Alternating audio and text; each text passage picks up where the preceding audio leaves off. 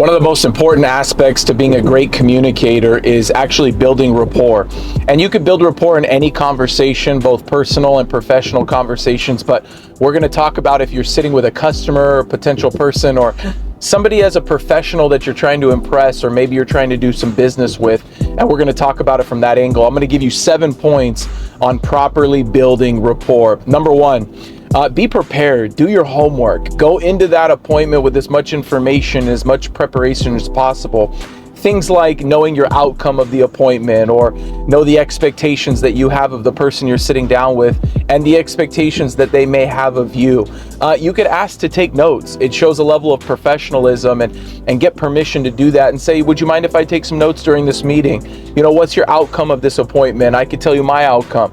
What expectations do you have of me when we're done with this appointment? And I could let you know my expectations of the appointment, number 1. So number 1 is being prepared. Number 2, knowing who you are and knowing who you're not. There's nothing wrong with being a young professional. Say you don't have experience in marriage or parenting.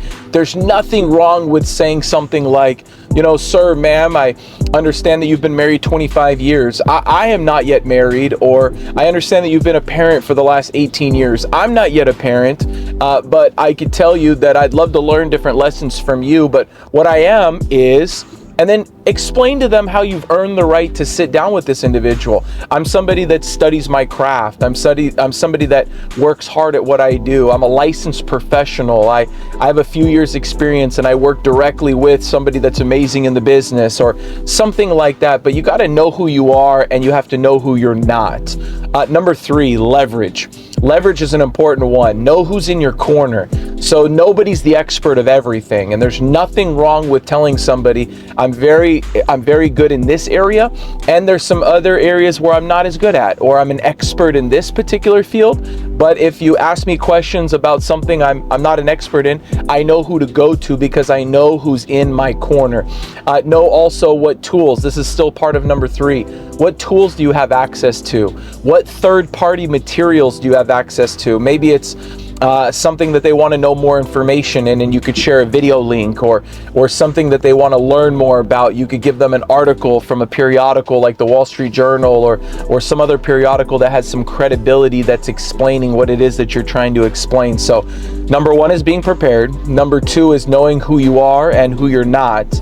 Number 3 is leverage. And number 4, ask questions. And to my gentlemen out there, listen to the answer. To my gentlemen out there, don't just ask questions to say something else. Ask questions to listen. I was told that there's 2 types of people in sales and in service. There's those who listen and those who wait to talk. And I know I was somebody who waited to talk for years. And listening, and I say this to the gentlemen because stereotypically ladies tend to listen a little bit better than the dudes do, but make sure that you ask questions and listen. And so in rapport building, what are some of these questions? I've used the FORM, F-O-R-M, as an acronym so that I could provide value, and I could ask questions about friends and family. I could ask them about how long they've been married, their children, their friends. I could ask them the F question.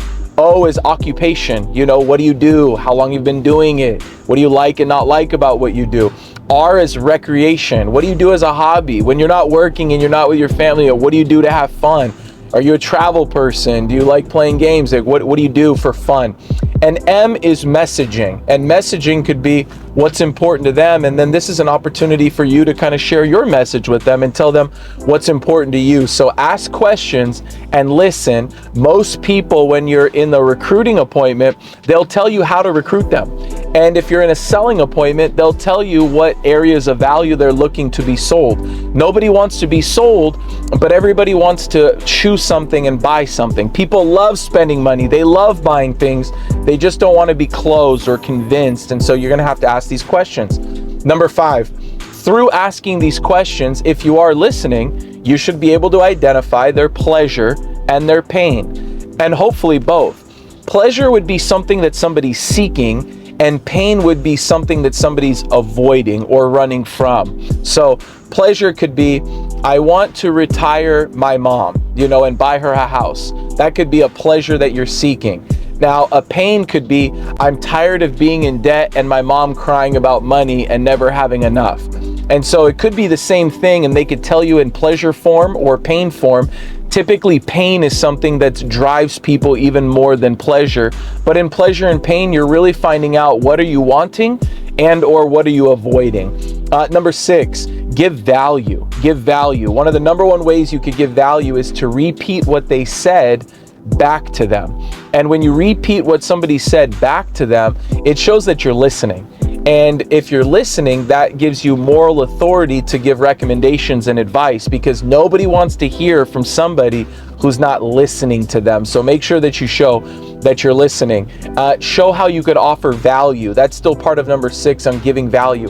How can you give value? Well, Mr. and Mrs. such and such, I hear that you're talking about 401k as a plan to retire, and I also hear that you are upset with potential market risk, or you may not feel that you're saving enough money, or maybe you feel like you need to make more money, and these are areas that I could help you with. These are areas of my expertise. This is what my firm does. This is what my leadership team is an expert in, and show them how you could give them value. And then finally, after you do this, number 7, schedule a follow-up time. And so don't leave an appointment without another appointment, or don't leave one conversation without a purpose for the next conversation. So you're really getting permission to move forward. You're getting permission to be an expert. You're getting permission to show them where you could give them value. So quick recap. Building rapport, number 1, being prepared. Number 2, knowing who you are and who you're not.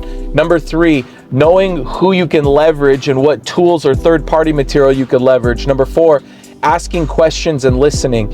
Number 5, identifying their pleasure and identifying their pain. Number 6, giving value. And number 7, scheduling a follow-up appointment. Listen, nothing is better than experience in the field, and repetition is the mother of learning. And so if any of this seems a little foreign to you, just know all of us started as rookies. All of us started by making mistakes, and there's nothing better than you could do than to get experience in the field. Whoever's training you right now in your business, make sure that you go to them and make sure that you find out from them what are areas that you could work on. And if you watch these videos and it keeps giving you value, then go ahead and like our content, subscribe, go ahead and share this content with others. And if you need any questions on how to get better in this area, go ahead and send us a message. And I hope that you're better at building rapport.